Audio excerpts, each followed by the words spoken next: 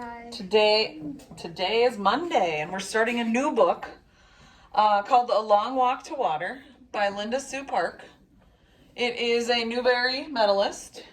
That author is a Newbery medalist, and she has written this book, A Long Walk to Water. Mrs. Casello has always read this to her class. I have never read it to my class before, but I'm excited because I've heard it's a really spectacular story. So I'm looking forward to reading this one to you. Like I said, I wanted to find something that nobody had read or heard before, and I'm certain that none of you have. So here is a little map. Oh, you know how I feel about maps. It's a map of Sudan. Can you say Sudan? Sudan. This is in 1985. Okay, A Long Walk to Water, based on a true story. Chapter 1. Southern Sudan, 2008. Going was easy. Going, the big plastic container held only air.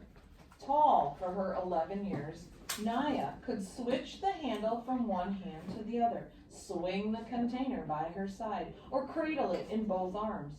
She could even drag it behind her, bumping it against the ground and raising a tiny cloud of dust with each step. There was little weight going. There was only heat, the sun already baking the air, even though it was long before noon. It would take her half the morning if she didn't stop on the way. Heat, time, and thorns. Remember, it's called A Long Walk to Water. Southern Sudan, 1985. Notice the color changed in the text. Selva sat cross-legged on the bench. He kept his head turned toward the front, hands folded, back perfectly straight. Everything about him was paying attention to the teacher, everything except his eyes and his mind. His eyes kept flicking toward the window, through which he could see the road home. Just a little while longer, a few minutes more, and he would be walking on that road. The teacher droned on with the lesson about the Arabic language. Selva spoke the language of his Dinka tribe at home, but in school he learned Arabic, the official language of the Sudanese government, far away to the north. 11 years old on his last birthday, Selva was a good student. He already knew the lesson, which was why he was letting his mind wander down the road ahead of his body. Selva was well aware of how lucky he was to be able to go to school. He could not attend the entire year because during the dry season, his family moved away from their village. But during the rainy season, he could walk to the school, which was only half an hour from his home. Selva's father was a successful man. He owned many head of cattle and worked at their villages as their village's judge, an honored, respected position. Selva had 3 brothers and 2 sisters.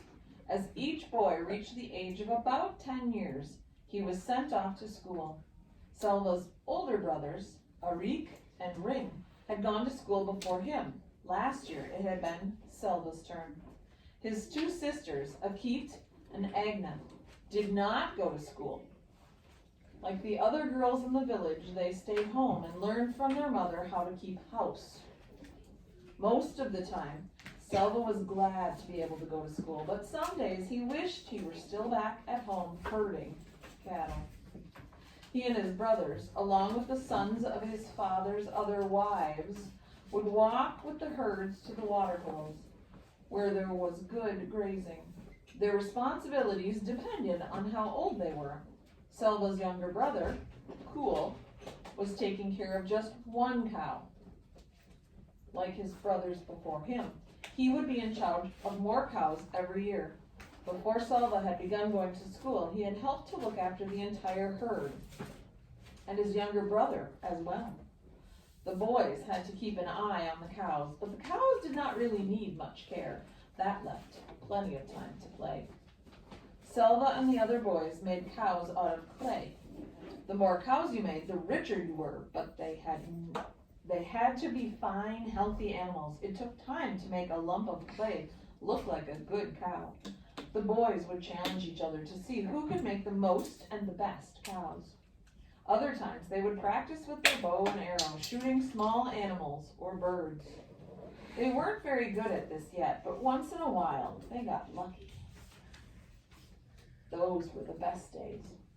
When one of them managed to kill a ground squirrel or a rabbit, a guinea hen or a grouse, the boys' aimless play halted and there was suddenly a lot of work to do.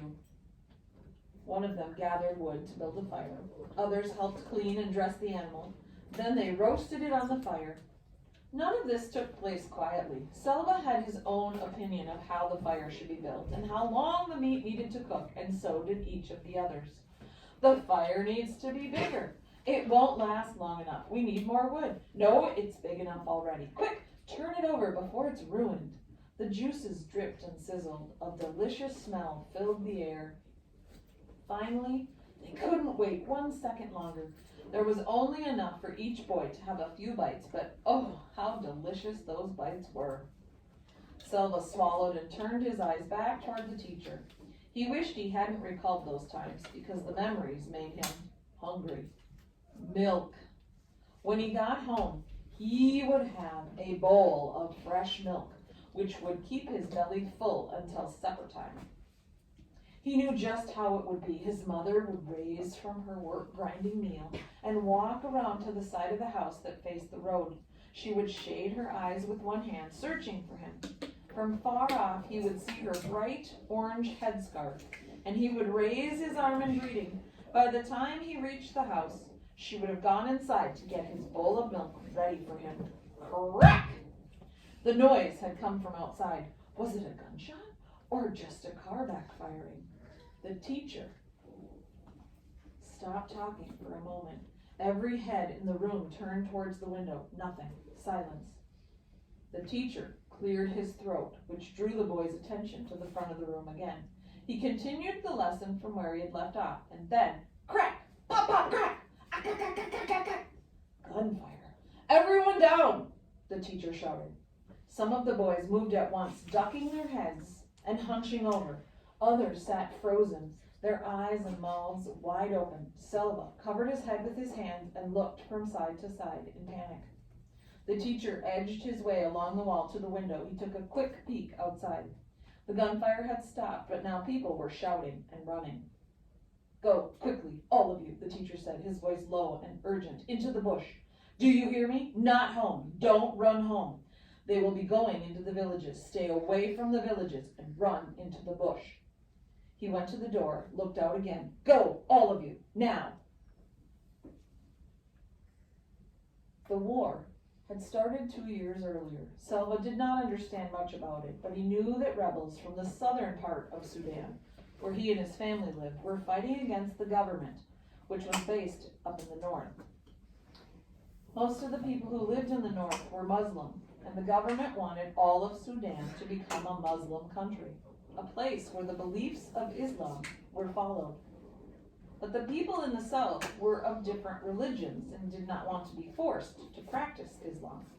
They began fighting for independence from the north. The fighting was scattered all around southern Sudan, and now the war had come to where Selva lived. The boys scrambled to their feet. Some of them were crying. The teacher began hurrying the students out the door. Selva was near the end of the line. He felt his heart beating so fast that its pulse pounded in his throat and ears. He wanted to shout, I need to go home, I must go home, but the words were blocked by the wild thumping in his throat. When he got to the door, he looked out. Everyone was running. Men, children, women carrying babies. The air was full of dust that had been kicked up by all those running feet. Some of the men were shouting and waving guns. Selva saw all of this with one glance, and then he was running too, running as hard as he could into the bush, away from home. I think I'll stop there. More tomorrow. What do you think so far? That was good.